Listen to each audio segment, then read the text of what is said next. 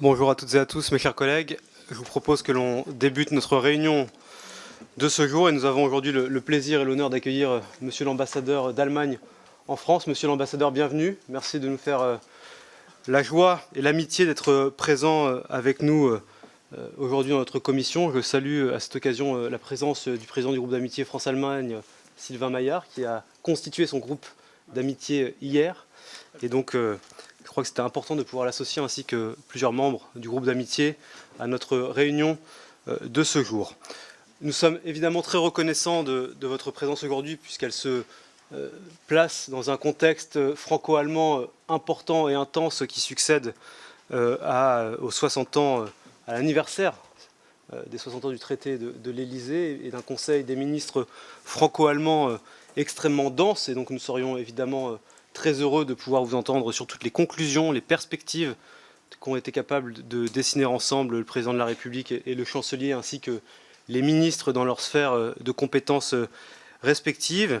Et puis une journée de dimanche qui était aussi un moment de célébration parlementaire, puisque nous avons eu une après-midi d'échange à l'initiative de la présidente de l'Assemblée nationale et de la présidente du Bundestag dans l'hémicycle, avec, je crois, des témoignages, des prises de parole qui ont montré de part et d'autre du Rhin l'amitié qui nous lie les uns et les autres, et souvent les parcours de vie franco-allemands croisés qui font la richesse de notre relation et la richesse de ce que nous faisons ensemble en Europe. Comme vous le savez, nous sommes à un moment important de la construction européenne. Nous avons depuis maintenant 2 ans et la crise Covid, la guerre en Ukraine, eu à affronter ensemble en franco-allemand de nombreux défis. Je crois que nous avons été capables d'avancer ensemble au moment de la crise Covid, lorsque nous avons fait cet emprunt en commun, les fameux 750 milliards pour lequel l'alliance de la chancelière Merkel à l'époque et du président de la République était absolument décisif. Et nous voyons que nous sommes aujourd'hui les uns et les autres confrontés à de nouveaux défis du fait de la guerre en Ukraine. Et je voudrais, monsieur l'ambassadeur, saluer la décision qui a été annoncée aujourd'hui de l'envoi des chars Léopard à l'Ukraine. Cela faisait maintenant plusieurs semaines que cela a été discuté, attendu, je crois, par beaucoup de nos partenaires européens et par nous-mêmes. Et c'est un signal extrêmement important. Et donc, je crois que cette décision qui a été annoncée par le chancelier Scholz peut être décisive dans la contre-offensive que les Ukrainiens doivent mener pour résister et retrouver la liberté et la souveraineté de leur pays. Nous avons livré ces derniers mois de manière coordonnée, Français et Allemands, des armes, des munitions. Et donc nous devons continuer de fournir toute l'aide possible à la résistance ukrainienne, alors que nous approchons du premier anniversaire, de ce triste anniversaire du décommencement de cette guerre. Je ne vais pas être beaucoup plus long. Je vous propose de vous céder la parole immédiatement, et puis ensuite ce sera aux différents collègues qui sont ici présents aujourd'hui. Je vous remercie. Oui, merci Monsieur le Président. Mesdames et Messieurs les députés, tout d'abord, merci beaucoup de m'avoir invité, n'est-ce pas, et de me donner la possibilité, l'opportunité de discuter avec vous des relations franco-allemandes, mais aussi des questions européennes. Comme vous l'avez dit, Monsieur le Président, donc dimanche dernier, donc c'était un grand moment franco-allemand, une belle occasion de célébrer vraiment cette amitié, ce partenariat franco-allemand. Et c'est une belle occasion, n'est-ce pas, de commémorer ce traité de l'Élysée qui incarne la réconciliation, mais aussi l'amitié et la paix entre les deux peuples, mais aussi exprimer, n'est-ce pas, que ce traité, c'est aussi un engagement, ça signifie aussi un engagement partagé pour l'Europe. Et dans ce contexte-là, donc c'était pas étonnant que la journée de dimanche dernier se soit passée dans une excellente atmosphère, empreinte de proximité, de confiance.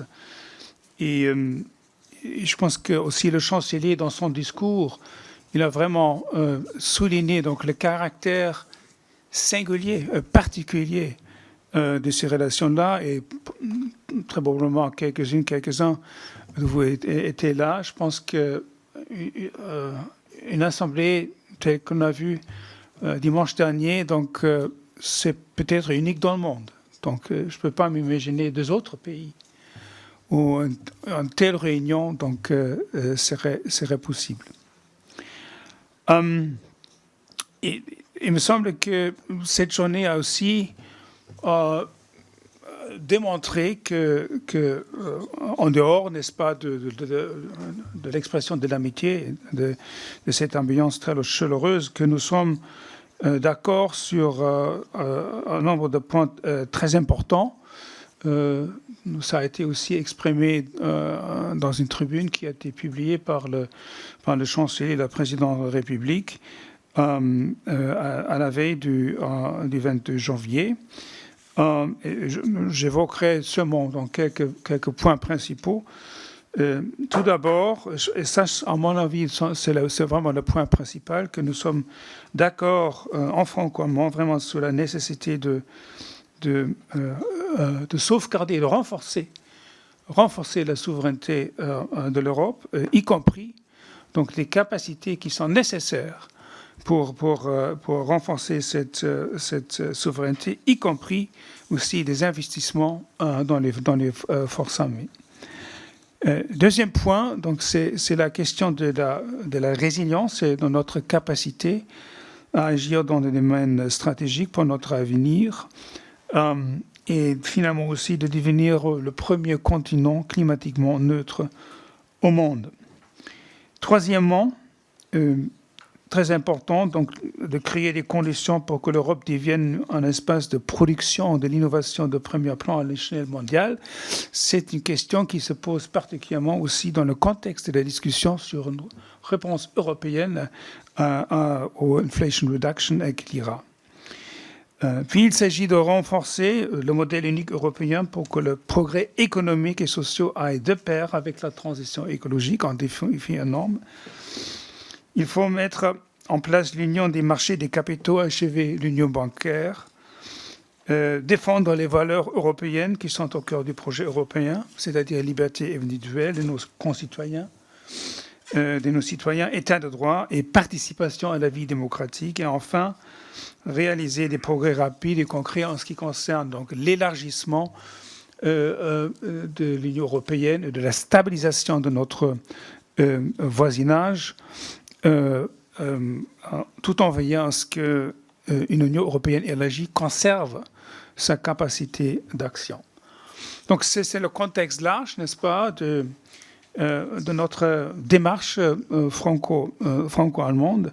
Et en ce qui concerne les résultats du Conseil des ministres franco-allemand, je peux faire référence, n'est-ce pas, à cette longue déclaration commune, un peu technique, mais très, très substantielle. Et j'évoquerai seulement quelques points. Tout d'abord, dans le domaine de la défense, c'était une réconfirmation de notre engagement pour les grands projets de défense franco-allemands, c'est-à-dire le SCAF, mais aussi le char du futur, le MGCS et l'Eurodrone. Mais on est aussi mis d'accord sur des exercices conjoints de la brigade franco-allemande en Lituanie et en Roumanie, et aussi un exercice conjoint franco-allemand dans le cadre de nos déploiements dans la région Indo-Pacifique. C'est quelque chose de nouveau pour l'Allemagne. En ce qui concerne la politique industrielle commune, donc c'était vraiment l'expression de notre ambition commune de faire en sorte que l'Europe, l'Union devienne encore plus compétitive, car ça fait partie, n'est-ce pas, de notre notion de la souveraineté stratégique de l'Europe.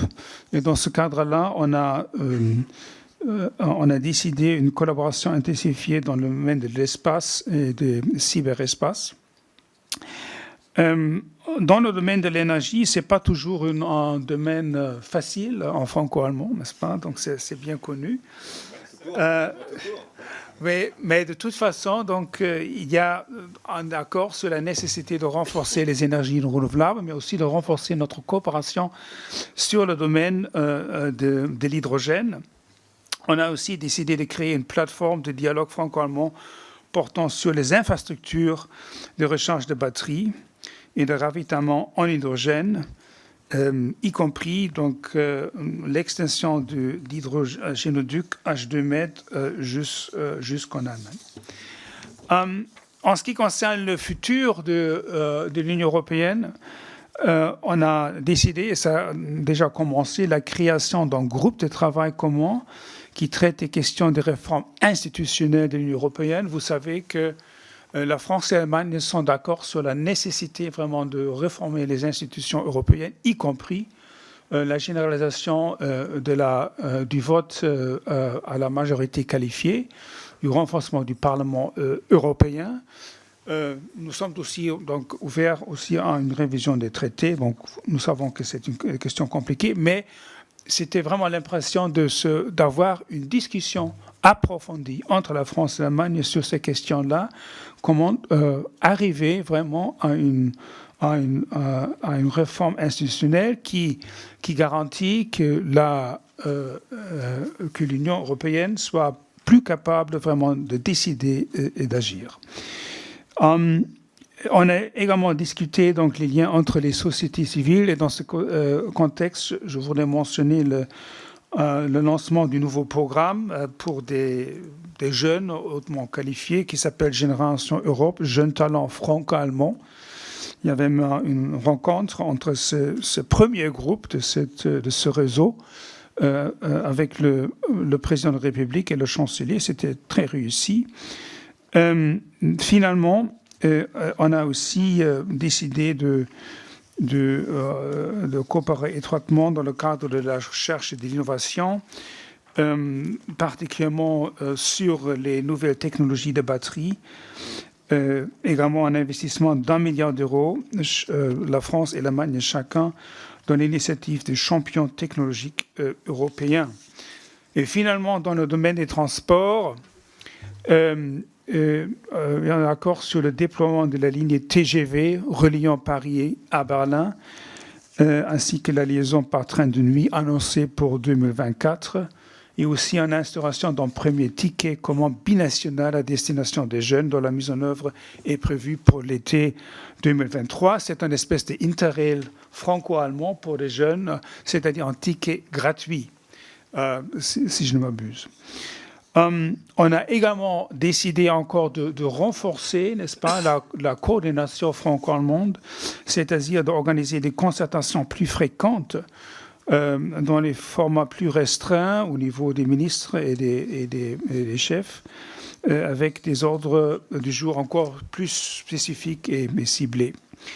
Donc, globalement, je pense que c'était une journée très réussie. C'était un signal important, mais aussi nécessaire. Nous savons tous que les discussions au cours de l'automne n'était pas toujours facile, aussi dans les médias.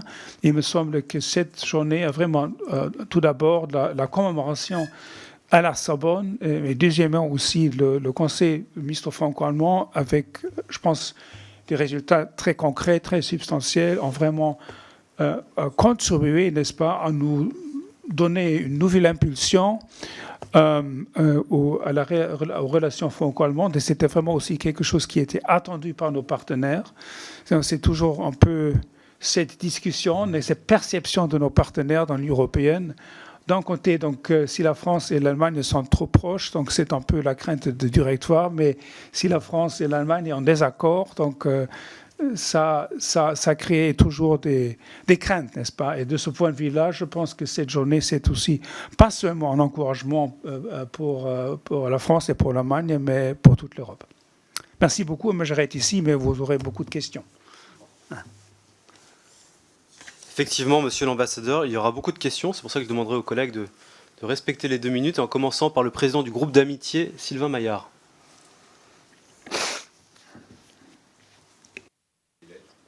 Eh oui. Merci, Monsieur le Président.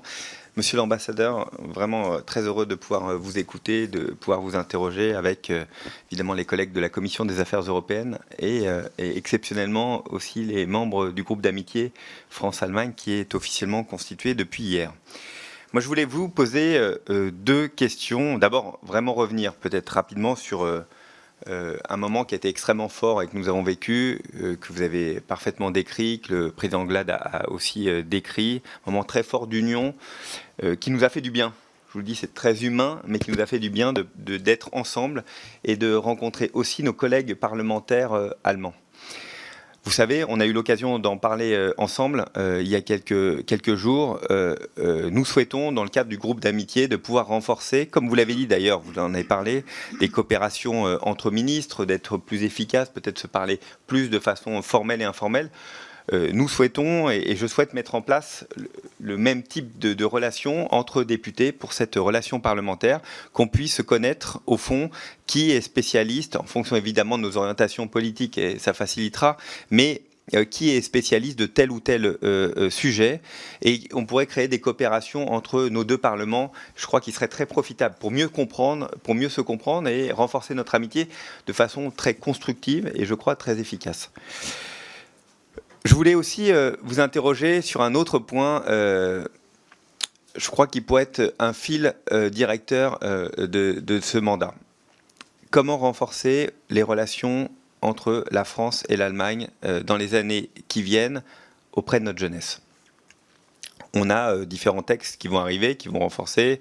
J'ai la chance de porter un texte au nom de mon groupe sur l'Erasmus de l'apprentissage qui passera au mois de mars. Mais très concrètement, comment faire pour que les jeunes se rencontrent et se connaissent à travers différentes modalités. Je voudrais vous poser la question sur l'apprentissage de la langue.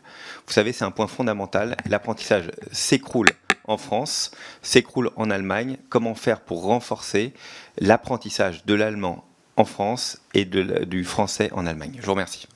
Merci beaucoup. La parole est à Brigitte Klinkert pour le groupe Renaissance. Merci, Monsieur le Président, Monsieur l'Ambassadeur. Je suis vraiment ravie de vous retrouver ici dans le cadre de la Commission des Affaires européennes pour échanger avec vous après ce moment fort, j'ai envie de dire, cette fête franco-allemande que nous avons vécue dimanche dernier. Et j'ai senti, moi aussi, un nouvel élan, une nouvelle impulsion dans la coopération et le travail franco-allemand. Dans la déclaration commune qu'ont faite nos deux présidentes d'Assemblée, Assemblée nationale et Bundestag, il y a un certain nombre d'axes stratégiques qui ressortent et d'approfondir la coopération franco-allemande dans différents domaines, l'avenir de l'Europe, le changement climatique, la souveraineté énergétique et la défense notamment. Moi, je crois vraiment, et je sais que mes collègues en sont convaincus, que le Parlement, l'Assemblée nationale et le Bundestag ont tout leur rôle à jouer dans le cadre de cette coopération franco-allemande.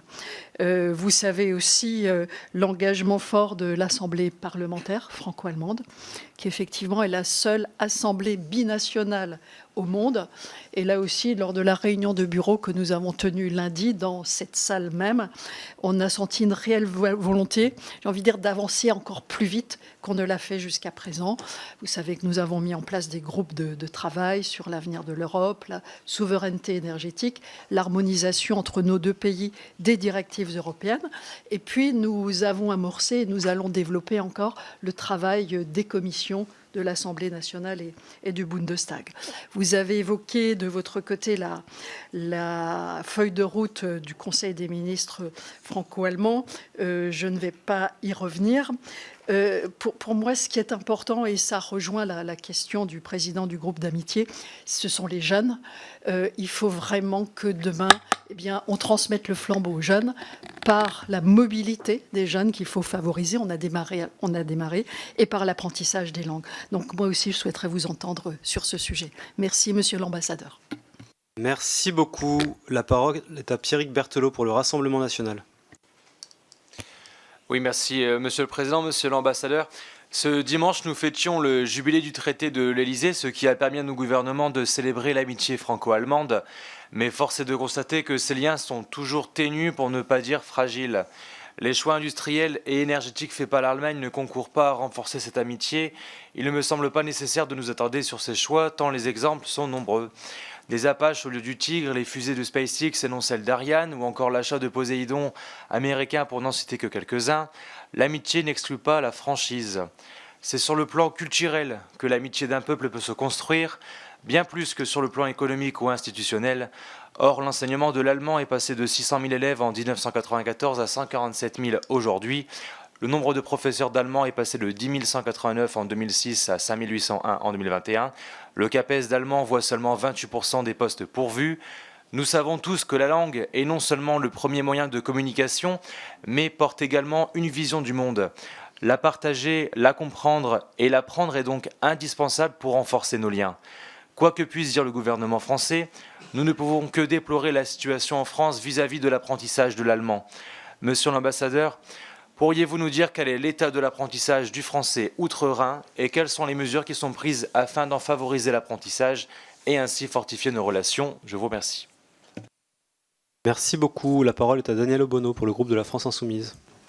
Merci, Monsieur le Président. Monsieur l'ambassadeur, merci de nous prêter un peu de votre temps pour cet échange. Je voulais vous interpeller sur une question à la fois qui a à voir avec la question climatique que vous avez évoquée, industrielle et aussi sociale, c'est-à-dire les débats que nous pouvons avoir sur le marché de l'énergie. C'est en France un sujet particulièrement d'actualité, puisque toute une série de catégories, la population dans son ensemble, mais toute une série de catégories, notamment les très petites entreprises, les artisans, les commerçants, subissent aujourd'hui de plein fouet les effets de l'augmentation exponentielle des prix. Et de ce point de vue, la question des problèmes que le marché de l'énergie pose et la main invisible du marché qui n'est pas si invisible que ça, sont directement mises en cause. Et on a des différences d'approche entre nos deux pays là-dessus. Et je crois que c'est une des questions qui, à la fois sur la question sociale, très, très importante, mais aussi sur la question de l'énergie plus globalement, sur la stratégie aussi de bifurcation énergétique qui est aujourd'hui nécessaire, sur lequel il y aurait à travailler, résoudre les points de désaccord, et notamment la position de l'Allemagne de refuser de réformer ce marché et élaborer ensemble une stratégie qui pourrait faire avancer l'enjeu de la bifurcation énergétique pour les années à venir. Merci beaucoup. La parole est à Michel Herbillon pour le groupe Les Républicains. Merci. Merci, Monsieur le Président. Monsieur l'ambassadeur, c'est un plaisir de vous revoir. De par l'histoire et son passé, l'Allemagne a longtemps été un pays dont la doctrine militaire pacifiste a eu pour conséquence d'avoir un modèle d'armée qui ne soit pas à la hauteur de son rang économique en Europe et dans le monde, et dont les capacités sont restées modestes. La guerre en Ukraine déclenchée par la Russie a eu pour conséquence de bouleverser cette vision stratégique de l'Allemagne et a remis en cause de nombreuses certitudes. 3 jours après le déclenchement de cette guerre, à l'occasion d'une session extraordinaire du Bundestag, le chancelier Olaf Scholz avait appelé à un effort national d'envergure en annonçant un fonds spécial d'un montant de 100 milliards d'euros pour moderniser la Bundeswehr et en faire, selon ses termes, la première armée en Europe. Et les députés allemands ont approuvé à une très large majorité ce plan, ce qui a constitué un moment d'unité extrêmement significatif au Bundestag, auquel nous, les députés français, nous sommes sensibles, tant nous savons que cette question divise traditionnellement le Bundestag, parfois le gouvernement et la société tout entière en Allemagne. Parallèlement, la célébration du 60e anniversaire du traité de l'Élysée dimanche a été un moment important pour réaffirmer ensemble l'amitié et la coopération entre la France et l'Allemagne.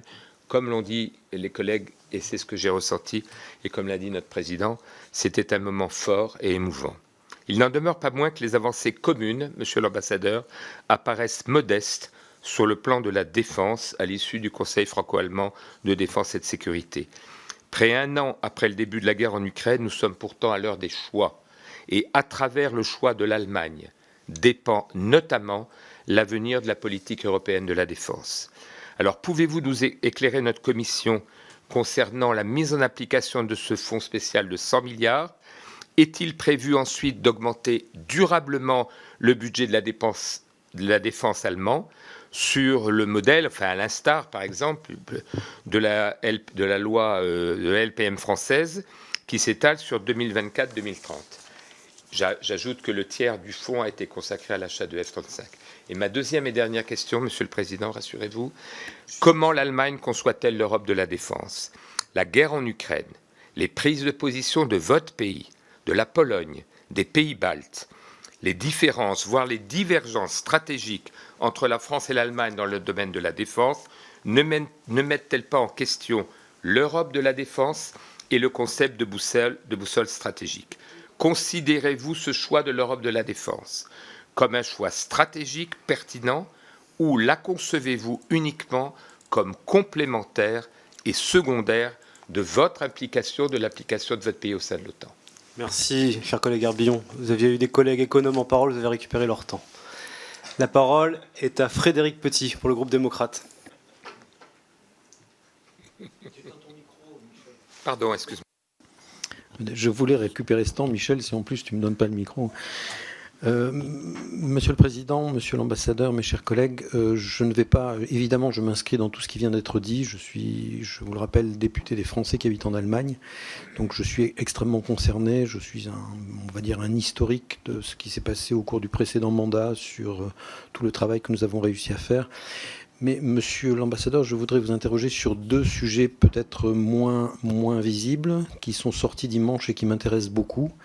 Le premier, où je serai extrêmement vigilant, mais je ne suis pas sûr, je ne sais pas s'il est il ne sera pas très difficile, mais je serai vigilant, c'est l'extension du pass culture à l'Allemagne. Vous savez que dans la campagne présidentielle en France, nous nous sommes engagés à étendre le pass culture français aux enfants installés à l'étranger. Si l'Allemagne nous rejoint, nous allons devoir imaginer quelque chose ensemble. Je sais que nos administrations aiment bien travailler ensemble, mais j'imagine déjà le temps que ça peut prendre, donc je serai extrêmement vigilant sur un sujet qui paraît assez simple a priori. Le deuxième sujet est beaucoup plus douloureux et beaucoup plus important. Les ministres de la Justice se sont engagés à travailler sur le droit de la famille. Monsieur l'ambassadeur, vous savez certainement à quoi je fais allusion. Je fais allusion à la douleur et à l'imbroglio systématique des divorces franco-allemands qui me touchent, qui doivent toucher à peu près plusieurs centaines de mes concitoyens. Il y a un énorme travail à faire. Vous savez qu'il y a eu des remarques au Parlement européen sur l'organisation difficile à comprendre pour les autres pays de votre Jugendamt. Et de vos 16 Jugendamt en fait. Comment voyez-vous une progression dans ce domaine? Je vous rappelle que c'est un domaine qui urge et qui urge depuis une cinquantaine d'années. Merci. Merci beaucoup. La parole est à Guillaume Garot pour le groupe socialiste. Merci Monsieur le Président. Merci Monsieur l'Ambassadeur de votre propos engagé, volontaire, qui fait écho à l'esprit, l'état d'esprit de la célébration du traité de l'Élysée. Vous l'avez très bien dit, et c'est très utile de rappeler quelques évidences dans la période. Il n'y a pas de construction européenne qui avance sans moteur franco-allemand. Il est heureux qu'aient été annoncées des perspectives de coopération renforcée, de travail en commun, en particulier sur la lutte contre le changement climatique, et sur des coopérations dans le contexte international extrêmement tendu dans lequel nous sommes aujourd'hui. Et je retiens aussi ce que vous avez dit sur les réformes institutionnelles. Moi, je voudrais avoir votre écho sur les sujets agricoles et alimentaires. Parce que le 22 janvier, il y a eu un sommet franco-allemand où il a été annoncé une coopération sur la production de protéines végétales, sur la préservation de la forêt, sur la réduction des phytos et sur l'étiquetage des produits. Et précisément sur l'étiquetage des produits, vous savez que et la France et l'Allemagne ont adopté ce qu'on appelle le Nutri-Score, qui permet de mieux informer les consommateurs sur la qualité des produits qu'ils achètent et donc qu'ils consomment ensuite. Et on sait très bien, et vous et nous, que on doit aujourd'hui pouvoir généraliser l'utilisation du Nutri-Score à l'échelle de l'Union européenne, ne serait-ce que pour éviter des distorsions de concurrence entre nos entreprises. Donc je voudrais savoir ce que le gouvernement allemand prépare de ce point de vue-là et dans quel sens il veut engager cette coopération absolument nécessaire pour les prochaines années, mais faut-il mieux parler de mois d'ailleurs. Je vous remercie. Merci beaucoup. La parole est à Christophe Plassard pour le groupe Horizon. Merci. Votre Excellence, cher Président, chers collègues, je tiens tout d'abord, au nom du groupe Horizon et apparentés, à vous remercier de votre venue dans notre Commission des Affaires européennes et à saluer les 60 ans du traité de l'Élysée qui scellent des décennies d'amitié entre nos deux pays. Alors que le retour de la guerre en Europe a marqué l'année qui s'est écoulée, l'amitié franco-allemande doit apparaître comme un vecteur de stabilité et de paix sur notre continent. Il appartient à nos pays de se montrer garant de cette paix, et cela se manifeste tout particulièrement dans nos programmes à venir en matière de défense.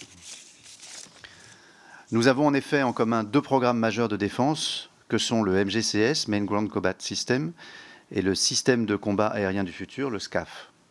Ce dernier a d'ailleurs fait l'objet d'un communiqué commun ce dimanche dans lequel Emmanuel Macron et Olaf Scholz ont fait part de leur optimisme.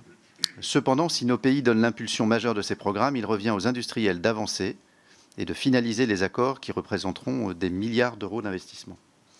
C'est la raison pour laquelle votre point de vue m'intéresse. Quel est l'état de la situation des industriels allemands vis-à-vis du SCAF et du MGCS? Quels sont les points sur lesquels ils permettront une avancée rapide et conclusive de ces programmes? Et, surtout, quels sont, selon vous, les points sur lesquels vos industriels peuvent poser ou rencontrer des problèmes dans la réalisation de ces objectifs communs? Merci. Merci beaucoup. Nous en avons fini avec les orateurs de groupe. Monsieur l'ambassadeur, vous avez la parole. Bon, merci beaucoup. Bon, merci beaucoup pour vos questions, toutes pertinentes. Tout d'abord, en ce qui concerne la coopération parlementaire, donc je suis tout à fait d'accord. Donc, à mon avis, c'est vraiment un atout du traité d'Aix-la-Chapelle d'avoir ajouté à notre coopération vraiment cette dimension parlementaire. Et il faut vraiment en profiter. Donc, aujourd'hui, ça ne suffit pas d'avoir seulement donc, des contacts très étroits chaque jour entre les gouvernements, c'est-à-dire entre les ministères ou entre l'Élysée et la chancellerie. Il nous faut vraiment aussi inclure donc, c'est la couche société civile, mais aussi les parlementaires, parce que vous représentez le souverain. Et de ce point de vue-là, vraiment, pour compléter les relations franco-allemandes, je pense que l'intensification de la coopération parlementaire est tout à fait importante. Il me semble que aussi, donc, l'Assemblée parlementaire franco-allemande a introduit une nouvelle dimension, par exemple, vraiment en invitant les ministres, n'est-ce pas, de présenter leur point de vue. C'est vraiment quelque chose de nouveau. Il faut en profiter en plus. Donc, ça ne remplace pas donc, les contacts directs, des voyages, n'est-ce pas, des parlementaires français à Berlin et vice-versa. Donc, ce que nous pouvons faire comme ambassade pour soutenir ça, nous le faisons de toute façon. Oui, la question de la jeunesse, c'est vraiment une question cruciale. Il faut vraiment transmettre le flambeau, comme vous l'avez dit.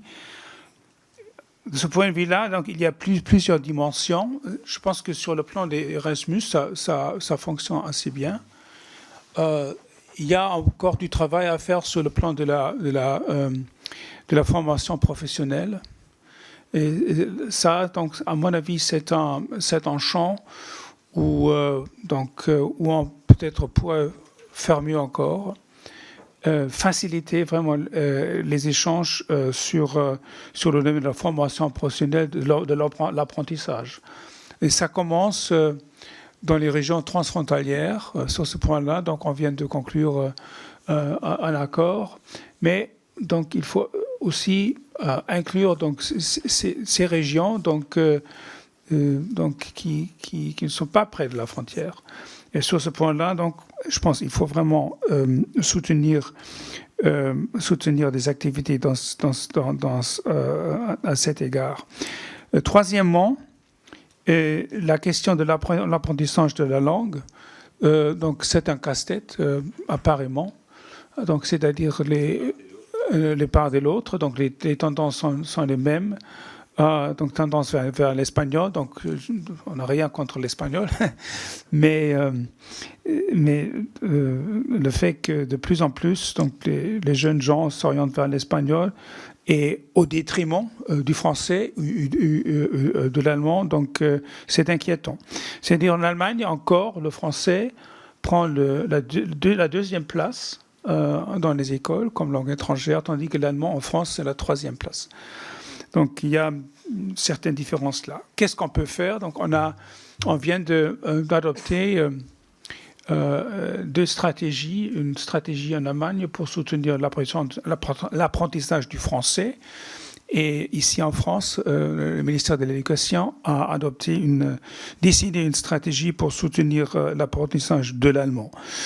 Et maintenant, il s'agit vraiment de mettre en œuvre ces stratégies avec toute détermination, et c'est vraiment nécessaire. Je pense qu'il nous faut vraiment une impulsion politique. On ne peut pas laisser ça aux directeurs et directrices, et donc il faut vraiment donner une orientation très claire, n'est-ce pas? C'est-à-dire ici, donc du ministère en Allemagne et de la part des Länder, car la compétence pour ces questions-là en Allemagne, donc c'est avec les Länder. Donc, à mon avis, il y a trois éléments. Tout d'abord, c'est-à-dire donner une incitation à la demande, c'est-à-dire motiver les jeunes gens, c'est-à-dire leur expliquer, par exemple ici en France, que l'apprentissage de l'allemand améliore donc leurs chances dans le marché du travail. Donc l'Allemagne est l'investisseur le plus important ici en France, avec plus de 4000 entreprises. Ils sont toujours à la recherche de trouver des jeunes Français qui parlent un peu l'allemand. À mon avis, c'est un point très important, c'est peut-être plus important aujourd'hui que Adenauer et de Gaulle. Ce qui est bien, mais bon, ça ne suffit pas pour motiver les jeunes. Deuxième point, donc, c'est en ce qui concerne l'offre. Donc, ce sont les enseignants. Donc, ça a été mentionné par plusieurs députés. Là, il y a un problème. Donc, il faut vraiment aussi inciter donc, les jeunes étudiants à opter pour la profession de professeur d'allemand. Troisième point, la mobilité. Donc, c'est-à-dire il faut soutenir la mobilité, car donc, d'avoir passé 2 semaines en France ou en Allemagne pour un jeune, c'est vraiment une grande motivation. Donc la France est belle, l'Allemagne n'est pas tellement... c'est aussi un beau pays, n'est-ce pas? Donc très belle, et aussi des gens très sympas, n'est-ce pas? Ça pourrait motiver aussi les jeunes vraiment d'apprendre l'allemand. Donc ce sont ces trois éléments, n'est-ce pas? Mobilité, motiver les familles, les élèves, et troisièmement, améliorer l'offre en ce qui concerne les enseignants. Député Bartolo, donc vous avez évoqué la question de la langue, mais aussi la question de l'espace. Je pense que c'est un domaine très important de la coopération franco-allemande. Et ça a été discuté aussi dans le cadre du Conseil ministre franco-allemand, d'une manière qu'il y a un clair engagement du gouvernement allemand pour Ariane 6. Il y a aussi un clair engagement pour la préférence européenne dans l'espace. Et le chancelier l'a souligné que l'espace, ça fait partie de la souveraineté européenne. C'est-à-dire il faut faire en sorte que l'Europe ait un accès indépendant à l'espace. Et l'Ariane 6 donc, est vraiment absolument crucial à cet égard. Malheureusement, il y a certains retards, mais donc on est tout engagé pour l'Ariane 6 et la préférence européenne. Et dans ce cadre-là, on s'est mis d'accord aussi en ce qui concerne des satellites français, donc que la France va utiliser aussi des petits lanceurs allemands pour envoyer des satellites à l'espace. En ce qui concerne SpaceX, donc malheureusement, on était contraint à utiliser aussi SpaceX dans ce contexte, mais la raison, c'était vraiment donc, le retard avec Ariane 6. Donc, c'était faute de mieux.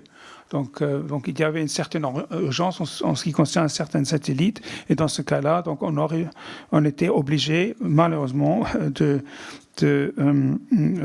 d'utiliser aussi des lanceurs de SpaceX. Mais c'est pas notre réflexe, n'est-ce pas? Notre réflexe, c'est vraiment un réflexe européen.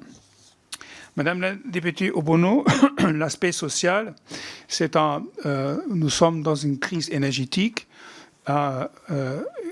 C'est l'inflation et ça a des répercussions dans le domaine social et c'est la raison pour laquelle donc, le paquet de 200 milliards qui a été adopté par le gouvernement Mal cible également aussi donc, les ménages. C'est-à-dire ça prévoit des allocations aux ménages, aux vulnérables, pour faire en sorte que, aussi dans cette situation très difficile, avec une flambée des prix énergétiques énorme, qui est plus marquée en Allemagne qu'en France, pour aider donc aussi aux particuliers, particulièrement de survivre dans ces discussions difficiles. À terme, donc, il faut vraiment arriver à une situation dans laquelle il y a on baisse les prix énergétiques, c'est très important. Notre stratégie est misée sur le renouvelable, sur les énergies renouvelables, parce que ce sont, en ce qui concerne donc aussi donc les prix, à notre avis, donc c'est la forme d'énergie la plus efficace. Il nous faut également aussi optimiser le marché de l'électricité. Ça a été aussi discuté dimanche dernier, d'améliorer donc le fonctionnement du marché de l'électricité européen. Et là, donc, il y a pratiquement 2 étapes. Qu'est-ce qu'on fait à court terme et qu'est-ce qu'on fait à mi-terme, à long terme? Et en ce qui concerne donc la question, qu'est-ce qu'on fait à long terme? Qu'est-ce qu'on fait en ce qui concerne la question, est-ce qu'on va vraiment changer la structure du marché électricité? Ça, à notre avis, nécessite une discussion approfondie. Donc, il faut faire attention. Pour le moment, en principe, nous pensons que le marché de l'électricité a fonctionné. Et si on veut changer quelque chose, il faut vraiment de prendre du temps. C'est-à-dire, en Allemagne, on a lancé maintenant un processus de discussion avec tous les acteurs dans le domaine énergétique pour discuter la question dans quelle manière faudrait-il changer la structure du marché de l'électricité. Mais ça prendra du temps. Monsieur le député Herbillon, donc en ce qui concerne les 100 milliards d'euros, donc on a établi ce fonds particulier pour faire en sorte que jusqu'en 2025, on soit capable de dépenser au moins 2% du PIB pour la défense. Bon, c'était notre accord au sein de l'OTAN, n'est-ce pas? Après 2005, je ne peux pas vous dire maintenant, mais à mon avis, avec la situation actuelle, il faudrait certainement à terme aussi augmenter le budget de défense régulier pour être capable vraiment de financer les forces armées. Donc je ne peux pas vous dire, donc ce sera après 2025, ce sera le prochain Bundestag. Donc je ne peux pas prédire ce qu'en Bundestag le prochain va décider, mais dans la situation actuelle, donc c'est très difficile de s'imaginer que réduire encore donc les dépenses pour la défense. Mais pour le moment, il n'y a pas encore un LPM en Allemagne, mais il y a certains de vos collègues au Bundestag qui ont lancé une discussion sur cette question-là, mais ça pourrait être difficile avec notre notre droit budgétaire. Non, mais il y a cette discussion a commencé pour donner un peu plus de prévisibilité aussi pour la défense. L'Europe de la défense, donc, il me semble que donc on ne fait jamais assez, mais on a fait des avancées, à mon avis, sur le plan conceptionnel avec la boussole stratégique. Et en ce qui concerne aussi les structures, avec la coopération structurée permanente, aussi sur le plan budgétaire avec le fonds de défense européenne, avec la capacité européenne pour la paix, qui nous a permis, n'est-ce pas, aussi de financer très substantiellement aussi donc les achats d'armes de l'Ukraine. Et finalement, il faut aussi renforcer les capacités militaires. Et ça, c'est quelque chose que le chancelier a vraiment souligné encore une fois. Il est clair que, donc, pour le moment, l'OTAN et le rôle des États-Unis pour la défense collective de l'Europe est tout à fait essentiel. Et si on regarde le rôle que les États-Unis jouent dans l'Ukraine, c'est tout à fait clair. Donc, sans les États-Unis, l'Ukraine n'existait plus. Bon, c'est un fait, mais pour nous, c'est vraiment un motif très fort pour renforcer les capacités européennes, car nous ne savons pas quel rôle donc, les États-Unis jouent un rôle dans 10, 20 ans, donc avec le défi chinois, d'où la nécessité vraiment de renforcer les capacités européennes. Et dans ce cadre-là, donc la coopération franco-allemande est tout à fait essentielle. Et je pense que la France et l'Allemagne dépensent, donc la part français-allemand des dépenses européennes en matière de défense, c'est à 40%. C'est presque la moitié de l'Union européenne. C'est-à-dire nous portons une responsabilité particulière.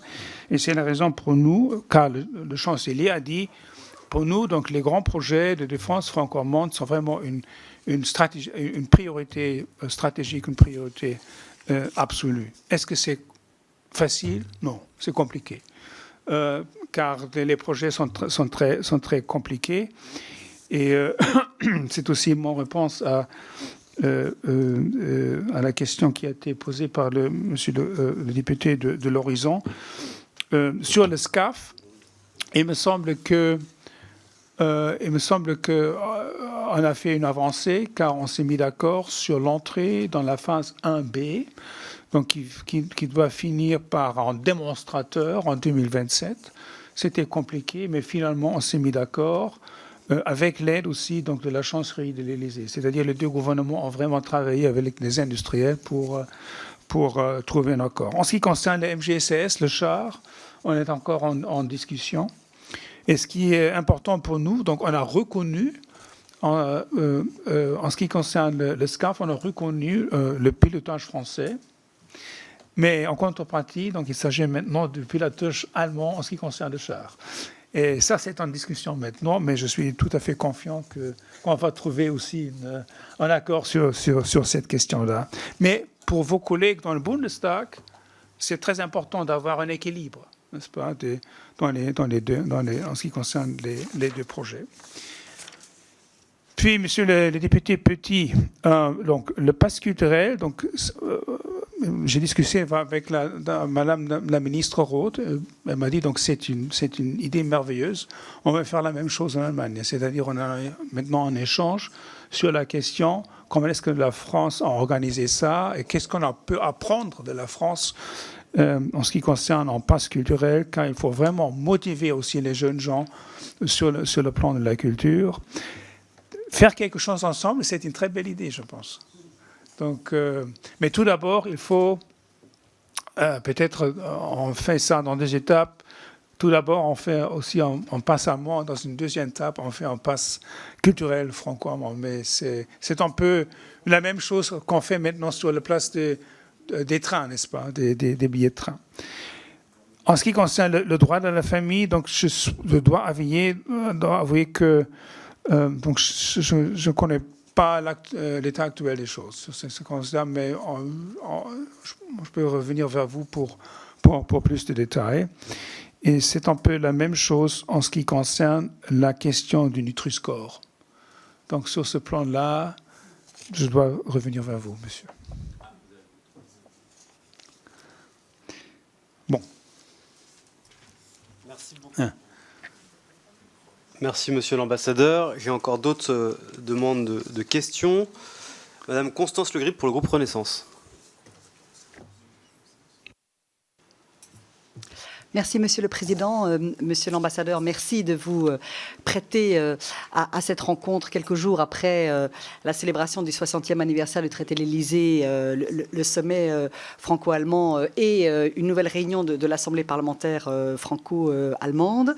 Moi, je voulais revenir rapidement sur, vous avez même évoqué la nécessité d'une réponse européenne à l'Inflation Reduction Act des États-Unis. Alors, il y a dans la déclaration conjointe du chancelier Scholz et du président Macron beaucoup de choses déjà sur les énergies renouvelables, sur l'hydrogène, sur les batteries, sur la cybersécurité. Par ailleurs, il y a la déclaration, la contribution commune portée par les deux ministres de l'économie, Bruno Le Maire et Robert Babeck, qui propose un certain nombre de choses très, très ciblées pour renforcer notre base industrielle, augmenter notre capacité à atteindre l'indépendance industrielle et notre souveraineté industrielle européenne réelle, hein, dans la batterie, si je puis dire, sans mauvais jeu de mots, d'outils que proposent les deux ministres. Il y a le renforcement des subventions et à niveau conséquent pour les secteurs d'avenir, les secteurs stratégiques. Il y a les crédits d'impôt, il y a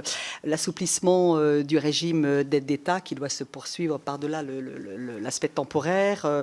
Il y a également la simplification des PIEC, hein, les fameux projets importants européens d'intérêt commun. Il y a également une idée qui est très poussée par le gouvernement français, vous le savez, pourquoi pas à terme d'un fonds souverain européen. Voilà, je voulais vous entendre un tout petit peu plus précisément sur ce qui vous semble être possible et endossable par notamment le chancelier Scholz dans les prochaines rencontres et notamment au Conseil européen de février sur ces sujets de stratégie industrielle européenne et des outils concrets à mettre en place. Merci beaucoup. Merci. La parole est à Félicie Gérard pour le groupe Horizon. Merci, Monsieur le Président. Monsieur l'ambassadeur, merci de votre présence parmi nous aujourd'hui afin d'évoquer les opportunités de la coopération franco-allemande. Depuis le traité de l'Élysée, nos deux pays entretiennent une tradition de proche coopération à tous les niveaux et sur un large éventail de domaines. Cette amitié franco-allemande est d'autant plus confortée par la place importante qu'occupe l'Union européenne pour nos deux pays. Ainsi, face aux défis de l'urgence climatique et à la guerre qui fait rage en Ukraine, une collaboration renforcée s'avère nécessaire dans le domaine énergétique. Le 5e forum franco-allemand de l'énergie, tenu le 24 novembre dernier, portait sur les objectifs énergétiques et climatiques de l'Union européenne à l'horizon 2030. Cependant, les solutions apportées se sont révélées majoritairement axées vers de nouvelles opérations communes, telles que l'achat joint de gaz ou un mécanisme conjoint d'aide à l'industrie. La prise en compte des sources de production d'énergie déjà existantes aujourd'hui me semble néanmoins tout aussi indispensable à la réalisation des perspectives communes. En juillet, l'Union européenne a intégré le gaz et le nucléaire à la taxonomie verte. C'est une opportunité pour la France et l'Allemagne d'établir des objectifs communs concernant la transition énergétique malgré de grandes différences dans leurs mix énergétiques nationaux. Je voudrais donc vous demander comment l'Allemagne envisage la création d'un cadre énergétique commun avec la France. Serait-il envisageable de créer une politique de transition énergétique commune qui pourrait s'étendre au reste de l'Union européenne? Je vous remercie.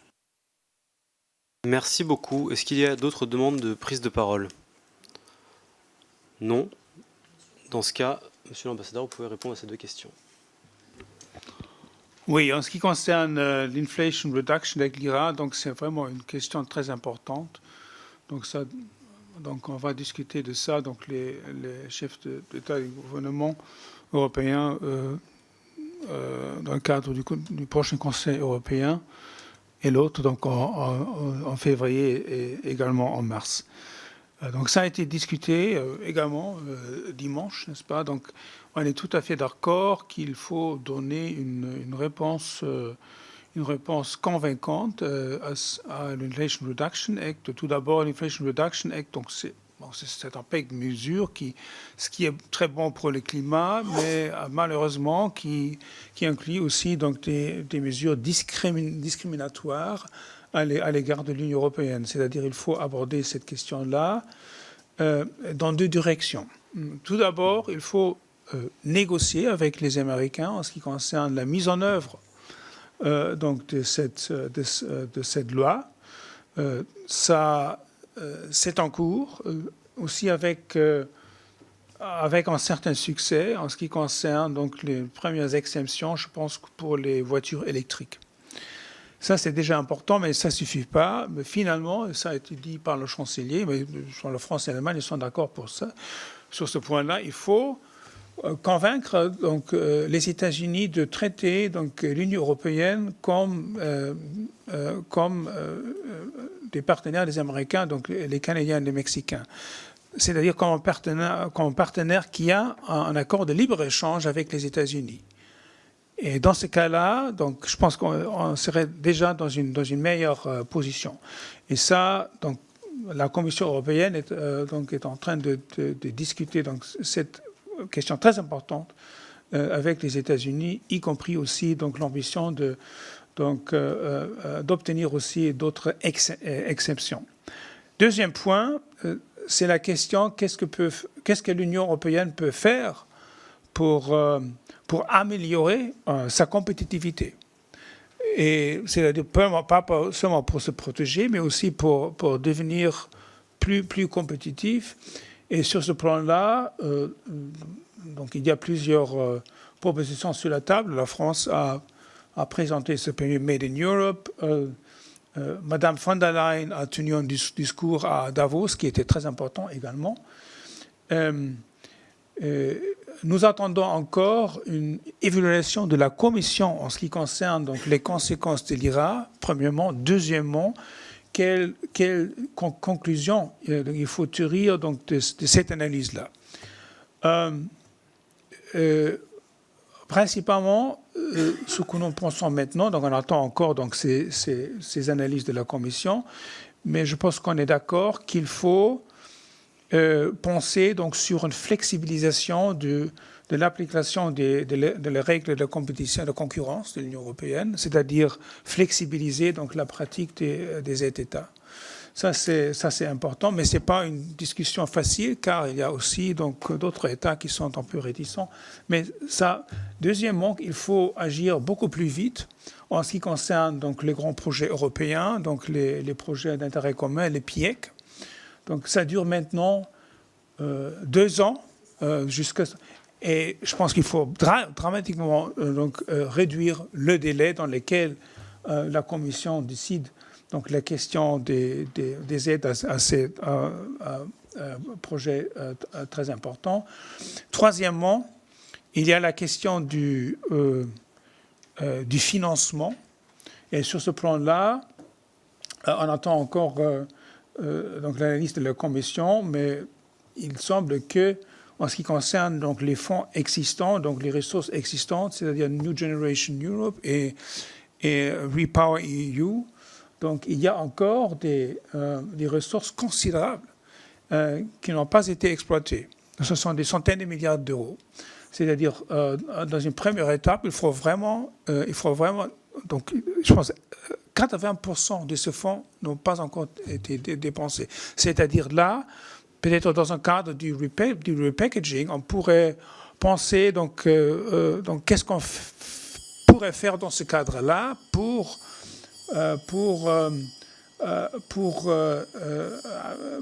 financer, n'est-ce pas, des mesures visant à soutenir l'industrie et la transition verte. Puis la question du fonds souverain, donc on n'a pas une concrétisation de cette idée-là, mais bon, je ne vous le dis pas en secret, je pense que sur ce point-là, on serait un peu encore réticent. Mais tout d'abord, il faut vraiment examiner la question des fonds qui existent déjà. Oui, il y avait la question de la politique énergétique. Hein. Sur ce plan-là, on a fait aussi des avancées. Comme j'ai déjà dit, donc les discussions n'étaient pas toujours faciles dans les semaines précédentes, aussi à cause de nos architectures énergétiques assez différentes. Mais de toute façon, je trouve remarquable que la Première ministre et le chancelier ont signé une déclaration sur l'énergie, sur la solidarité énergétique au mois de novembre avec la livraison de l'électricité de l'Allemagne en France et du gaz de la France en Allemagne. On a aussi reconnu donc, les diverses architectures énergétiques. Donc on respecte ça. On s'est mis d'accord dans le cadre de l'Union européenne sur un plafonnement du prix du gaz. C'est aussi important et maintenant il nous faut avoir une discussion sur, comme j'ai déjà dit, sur l'optimisation et l'adaptation du marché de l'électricité. Donc, et ça, c'est une question compliquée.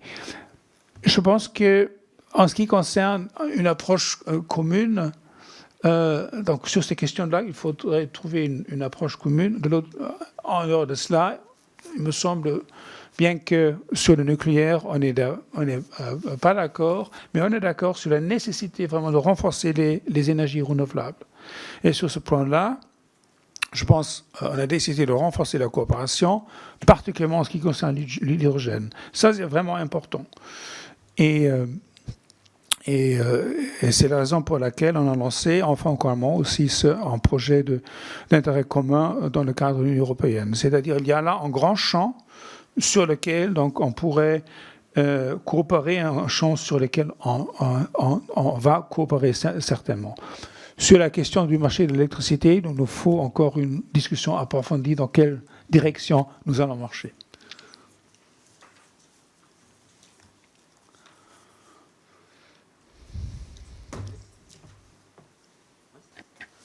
Non, c'était Merci beaucoup, Monsieur l'ambassadeur. Merci de nous avoir, de votre présence et d'avoir répondu à toutes les questions avec beaucoup de précision.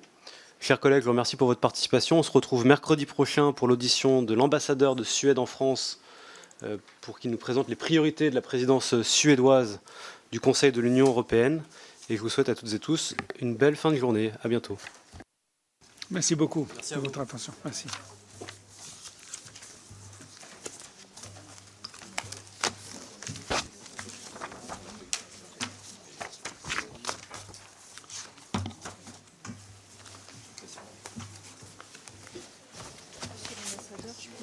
De la part de Sabine Tillet.